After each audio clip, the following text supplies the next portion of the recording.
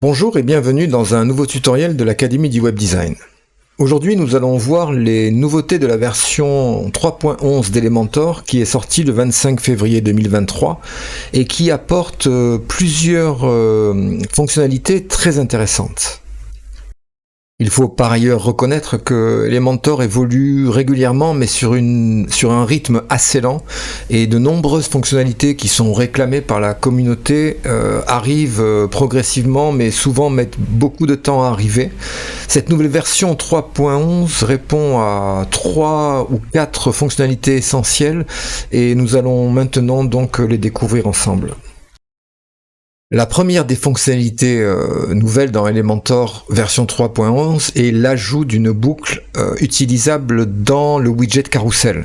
Alors le principe de boucle, loop en anglais, a été introduit dans Elementor avec la version 3.10 et cette boucle qui est restée un moment d'ailleurs en mode bêta, aujourd'hui on voit ses fonctionnalités augmenter, son intérêt aussi également va augmenter puisqu'on va pouvoir réaliser une boucle et l'utiliser dans un carrousel et c'est ce que nous allons voir maintenant. Alors le principe de la boucle utilisable dans un carrousel, c'est pour permettre dans un carrousel de pouvoir y insérer du contenu dynamique. Et c'est quelque chose qui est quand même relativement attendu, en tout cas depuis un certain temps. Donc si je vais sur une page que j'ai créée Elementor, voilà, pour mettre en place ce carrousel, je rappelle un petit peu le fonctionnement du carrousel. Quand on sélectionne carrousel, on a un carrousel d'images qu'on met dans une section globalement, quoi. Hein. Donc ici on crée une section et on va y mettre le carrousel d'images. Voilà, et donc ce carrousel, c'est malgré le fait qu'on ait un accès aux données dynamiques, c'est-à-dire qu'on puisse y insérer des informations qui proviennent de la base de données directement, par exemple des images à la une d'articles, ça reste un élément statique, c'est-à-dire qu'il est composé d'un certain nombre de diapositives différentes. Alors en l'occurrence, on va positionné ici et ce fonctionnement là, si je prends des images de test, vont faire que le carrousel que l'on va utiliser ne pourra jamais être constitué de plus d'éléments que les éléments qui sont cités ici. Donc si je dis qu'un carrousel a 4 images, eh bien je ne pourrai jamais avoir plus de 4 images dans ce carrousel là. Donc c'est tout à fait statique. Et le deuxième point qui est également très important, c'est qu'on ne peut y stocker que des images. Donc l'idée, si vous voulez, c'est peut-être de pouvoir y stocker autre chose que des images, et notamment des mises en page, et c'est ce que la boucle de carrousel va nous permettre d'effectuer. Alors pour illustrer ce concept, je vais prendre comme direction la création d'un carrousel qui serait basé sur des articles du blog, et je souhaiterais avoir une mise en page particulière sur chacun de ces articles, et faire en sorte que lorsque l'on défile ce carrousel, qu'on ait 2 éléments, 3 ou 50, et bien ce soit entièrement dynamique, c'est-à-dire qu'il s'adapte au nombre d'éléments que je souhaite y insérer, et pour ce faire, on va donc retourner sur le back-office. Je vais quitter cette page et sur ce back-office, je vais aller dans les modèles de Theme Builder d'Elementor Pro et dans ce Theme Builder là, je vais créer une nouvelle boucle, hein, donc c'est un élément de type loop item, un élément de boucle. Alors c'est le même que pour la boucle que je vous ai présentée précédemment pour les articles. On va créer une boucle. Alors je vais récupérer dans cette boucle le titre du post, hein, puisque l'idée ça va être de créer un carrousel de post. Donc là je vais y insérer le titre. Donc je vais aller très rapidement sur la mise en page. Je vais simplement réduire un petit peu la taille, voilà, de mon titre. On va centrer ça ici. Et je vais par exemple au-dessous ou au-dessus, peu importe, y insérer l'image à la une. Donc je vais le mettre par-dessus. Voilà, donc l'image à la une de mon post. Et puis on pourrait comme ça continuer à réaliser une mise en page tout à fait personnalisée dans notre boucle. Donc là, je peux mettre un lien d'ailleurs ici sur l'article lui-même, hein, donc en allant, alors avec Elementor Pro évidemment, hein, en allant dans les balises dynamiques rechercher le post URL, c'est-à-dire l'URL vers l'article original. Voilà, et une fois que ma boucle est terminée, je la publie. Voilà, donc ça là c'est fait. La boucle étant publiée, eh bien je vais l'utiliser. Alors je peux en fait à plusieurs titres l'utiliser soit dans un carrousel à base de boucles, soit dans une mise en page d'archives d'articles où je pourrais également l'utiliser comme étant la boucle. Donc ça je vous renvoie à un de mes tutoriels précédents, l'utiliser comme boucle dans l'archive de mes articles. Donc là je vais simplement retourner sur la page que j'ai mis en place ici.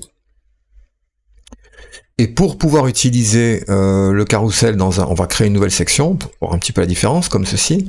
Donc je vais chercher carrousel, et à partir de cette carrousel, et là on va trouver donc un nouvel élément dans cette version 3.11 qui est loop carousel, donc qui est un carrousel pardon qui va être qui va s'appuyer sur la boucle. Alors à noter que ça va augmenter dans les versions suivantes, on va adapter peut-être aussi d'autres éléments, on pourra utiliser la boucle dans d'autres éléments. Donc là je vais utiliser le loop carousel. Voilà. Alors ce qu'il faut, c'est qu'en fait, dès que je mets en place mon carrousel, on me demande de soit créer un template, c'est-à-dire une boucle, hein, soit d'en sélectionner une.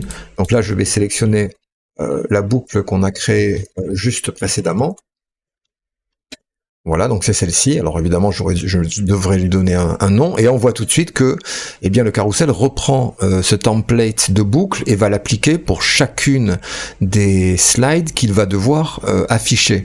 Alors ce qui est intéressant, c'est que si je mets par exemple 5 slides, eh bien, il va adapter également le nombre de slides d'affichage. Donc c'est vraiment un élément dynamique. Alors on va voir maintenant les différents réglages qui nous sont proposés pour ce carrousel de boucle. Alors la première partie des réglages va se situer dans l'onglet Layout pour la mise en page.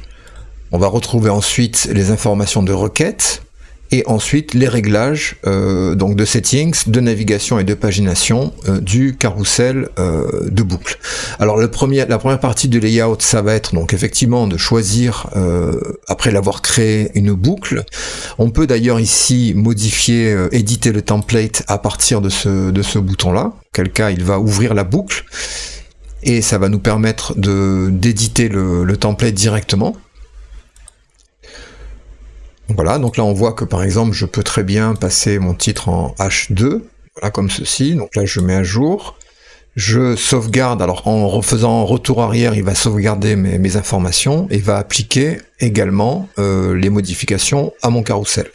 Donc ce premier réglage qui est important, c'est dans le layout, c'est également là où je vais choisir le nombre de slides. Alors attention, c'est par défaut 6 au maximum. Moi j'ai 8 articles sur mon site, donc il faut que je supprime cette variable pour avoir l'ensemble des slides de mes articles. Là on va gérer donc la mise en forme du carrousel via le nombre de slides affichés à la fois et le nombre de slides qu'on va scroller quand on va soit cliquer sur les boutons de scroll à gauche et à droite ici, soit en cliquant sur les boutons de navigation qui sont en bas. Ensuite on va trouver la query, donc la requête, et là ça devient donc tout à fait intéressant puisque comme on est maintenant en mode dynamique, eh bien nous allons pouvoir choisir notamment la source des données. Alors la source par défaut c'est les articles, mais il est tout à fait possible de faire un carrousel de pages par exemple en sélectionnant les pages du site. Alors là j'ai pas d'informations visuelles, donc j'ai uniquement le titre de mes 2 pages sur mon site. On va pouvoir sélectionner alors des landing pages qui seraient créés avec Elementor Pro également, ou une sélection manuelle d'éléments qu'on va retrouver avec leur nom. Donc ça, la requête courante, on peut l'utiliser sur une page par exemple de type single post où on pourra récupérer la requête de l'article courant. Alors si on est sur une page d'archives d'articles par exemple, ça va nous permettre de récupérer la requête courante et d'afficher eh bien dans le carrousel, dans le loop carousel, tous les articles qui sont requis sur la page d'archives. Ou alors les articles connexes, c'est-à-dire les articles qui sont de même nature, on va les récupérer via le système related, et on pourra également ici aller faire une requête sur le terme de taxonomie qu'on va pouvoir mettre ici, sur les catégories, les étiquettes, et puis les autres taxonomies personnalisées qui seraient susceptibles d'exister sur votre site. On va pouvoir exclure également. Donc bref, ce système-là fonctionne exactement de la même façon que le widget post, pluriel. Ce widget post a les mêmes propriétés, c'est-à-dire ce widget post qui me permet de faire une mise en page avec les articles a de la même manière une requête ici qui possède exactement les mêmes possibilités. À noter que ici on a même moyen de récupérer via un callback par programmation, on peut modifier la requête avant l'affichage de façon à afficher des informations filtrées, différentes. Donc ça, je vous renvoie aussi à mes tutoriaux précédents. J'explique comment ça fonctionne. Donc là, je supprime celui-ci. Et donc là, on a donc ce deuxième système qui est de personnalisation, qui est la requête. Ensuite, on va retrouver...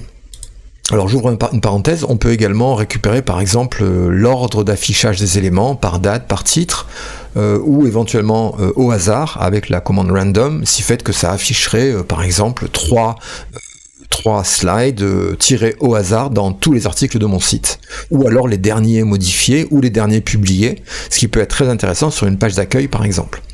Donc ça c'est la deuxième partie. La troisième partie concerne les réglages. Alors les réglages qui sont inhérents également au carrousel de base, on va retrouver les mêmes. Autoplay, est-ce que ça démarre tout de suite quand on charge la page? À quelle vitesse ça va scroller les slides? Est-ce qu'il y a une pause quand on survole le carrousel? Voilà, donc là on trouve ces réglages-là. On va retrouver les réglages de navigation, c'est-à-dire les réglages qui vont concerner les petites flèches au bout. On va pouvoir mettre des SVG personnalisés, on va pouvoir mettre des icônes différentes, et puis la pagination, c'est-à-dire les petits points qui se situent en bas du carrousel, où là on va pouvoir choisir d'avoir soit une fraction de l'ensemble des éléments, soit une barre de progression. Voilà, on a plusieurs systèmes qui nous permettent de le mettre en place, et donc de personnaliser ce carrousel. Donc le carrousel basé sur une boucle amène une souplesse très intéressante qui manquait d'ailleurs et qui nous obligeait à passer soit avec du code personnalisé, soit par des extensions complémentaires pour gérer cela.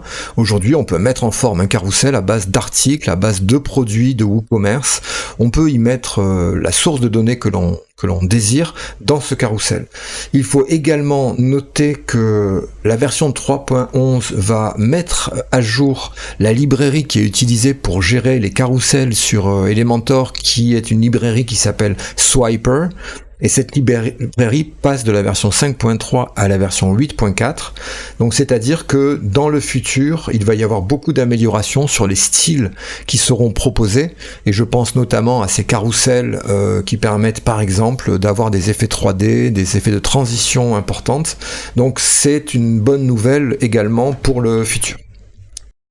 Alors la deuxième fonctionnalité, alors celle-ci qu'on attendait vraiment depuis un certain temps maintenant, c'est la possibilité de copier-coller des mises en page réalisées sur Elementor entre plusieurs sites web. Alors c'est quelque chose qui ne fonctionnait pas jusqu'à présent, donc j'avais moi-même d'ailleurs fait un certain nombre de tutoriels pour expliquer comment récupérer des mises en page d'un site internet, c'est-à-dire d'un nom de domaine ou d'un folder, d'un dossier installé sur un serveur vers une autre installation de WordPress. Aujourd'hui, la version 3.11 nous autorise le copier-coller intersite, c'est-à-dire la possibilité de copier une mise en page sur la page d'un site web pour la coller sur la page d'un autre site web. Alors ces fonctionnalités sont relativement simples à mettre en place. On se retrouve donc sur la page que j'ai créée avec Elementor. Un clic droit va nous permettre de copier la mise en page donc de l'élément sélectionné, et ensuite en allant sur un autre site, on va simplement pouvoir cliquer sur en faisant bouton droit sur le petit bouton rouge ou un petit peu où on veut, et choisir coller depuis un autre site, et en fait ça va nous permettre de copier des mises en page entières sans devoir passer par des exports de pages en mode template, ce qui était assez lourd et assez complexe à faire. Donc c'est quelque chose qui est très intéressant, qui va nous permettre de récupérer des éléments d'un site pour les réintégrer sur un autre site. Alors attention, par contre, il est à noter que les deux sites doivent être sous Elementor 3.11 ou une version ultérieure, puisque c'est la contrainte pour que ça fonctionne. Et la deuxième contrainte aussi, c'est que les médias tels que les vidéos et les images doivent être hébergés en local, c'est-à-dire que lorsqu'on va effectivement effectuer une copie, par exemple, d'un slider entre deux websites, eh bien, le système ne va copier que les éléments d'Elementor et ne va pas transférer, ce qui est d'ailleurs tout à fait logique, hein, les médias qui sont utilisés, par exemple, dans le slider, les images ou les vidéos, eh bien il faudra les mettre à la main sur le site de cible parce qu'ils ne feront pas partie évidemment de la copie. Alors pour également une nouvelle fonctionnalité qui apparaît dans la version 3.11 et qu'on attendait aussi depuis un certain temps, c'est la possibilité de choisir une image de fond en fonction du media query, c'est-à-dire en fonction du support, en fonction de l'état d'affichage de la page, à savoir si on l'affiche par exemple sur un ordinateur, une tablette ou un téléphone ou un autre point particulier, eh bien jusqu'à présent on n'avait pas la possibilité dans les paramètres de l'image lorsque on la met en fond par exemple d'une section, d'un conteneur ou d'une colonne, on n'avait pas la possibilité de choisir l'image suivant le point de rupture. Donc ça c'était un problème surtout pour en fait des problématiques de temps de chargement, puisqu'on comprend bien que sur un ordinateur avec 2000 pixels voire plus en largeur, on a besoin d'images qui ont beaucoup d'informations et on avait ce problème là. Donc ça c'est résolu. Dans la version 3.11 on a l'apparition donc pour les images de fond du sélecteur de requête ici qui va nous permettre pour les media queries de sélectionner une image éventuellement différente pour chacun des points, et ça c'est quelque chose qui est également très intéressant dans cette version 3.11. Donc pour illustrer cela, si je crée par exemple une section, je vais donner à cette section une hauteur minimum de façon à avoir une position avec une colonne étirée. Donc si je mets ici une image de fond, donc je prends une image de fond dans ma bibliothèque, par exemple celle-ci.